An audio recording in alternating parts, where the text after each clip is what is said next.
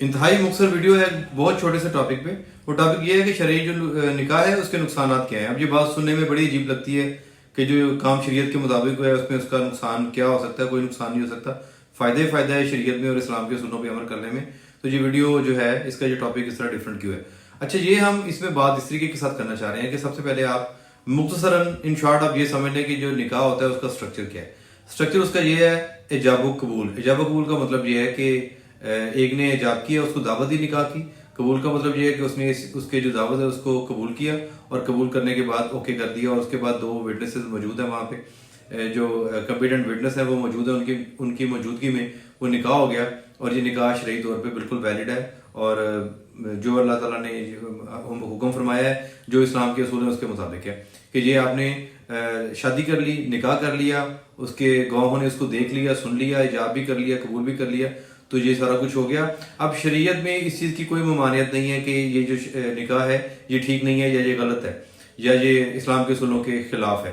یہ جو نکاح ہے یہ بالکل ٹھیک ہے, اسلام کے اصولوں کے مطابق ہے. لیکن یہاں پر جب لا انوالو ہوتا ہے, جو مسلم فیملی لاز جو آرڈیننس ہے 1961 کا, وہ یہ کہتا ہے کہ جب آپ ایسا شرعی نکاح کر لیں تو اس کے لیے ضروری ہے کہ آپ اس کو رجسٹرڈ بھی کروائیں. بالکل ایسے ہی جیسے آپ پراپرٹی کی ٹرانزیکشن کرتے ہیں. کوئی بندہ یہ کہتا ہے کہ میں آپ کو جو پراپرٹی بیچنا چاہتا ہوں, ایک کہتا ہے میں لینا چاہتا ہوں, پیسے بھی ڈیسائیڈ ہو جاتے ہیں, تو جب تک اس کی رجسٹری نہیں ہوگی وہ ویلڈ نہیں ہوگا. تو قانون ہمیں اس چیز پہ باؤنڈ کرتا ہے کہ آپ نے یہ جو آپ شرعی نکاح کیا ہے یا ویسے نکاح کیا ہے تو اس کو آپ نے جب تک رجسٹر نہ کروایا تو یہ آپ کا ویلڈ نہیں ہوگا.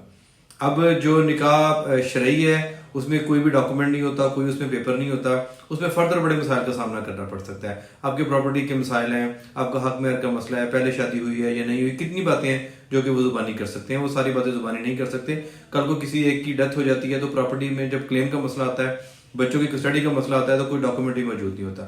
لہٰذا یہ جو قانون ہے وہ ہمیں اس چیز کے بارے میں گائیڈ کرتا ہے کہ آپ جو اپنا نکاح ہے وہ رجسٹر کروائیں اور اس میں جتنی بھی جو ٹرمز اینڈ کنڈیشن ہے وہ طے کریں تاکہ ان فیوچر میں اگر کوئی کمپلیکیشن پیدا ہونے کا آپ کو کوئی اندیشہ ہے تو وہ پیدا نہ ہو. اور اگر پیدا ہو بھی تو چونکہ اس کی ایک پرت آپ کے پاس ہوتی ہے, ایک اس کی کاپی لڑکی والوں کے پاس, لڑکے والوں کے پاس, ایک جو رجسٹرار ہوتا ہے اس کے پاس ہوتی ہے, تو وہاں سے وٹنس مل جاتی ہے, ایویڈنس مل جاتی ہے, کورٹ کو فیصلہ کرنے میں آسانی ہو جاتی ہے.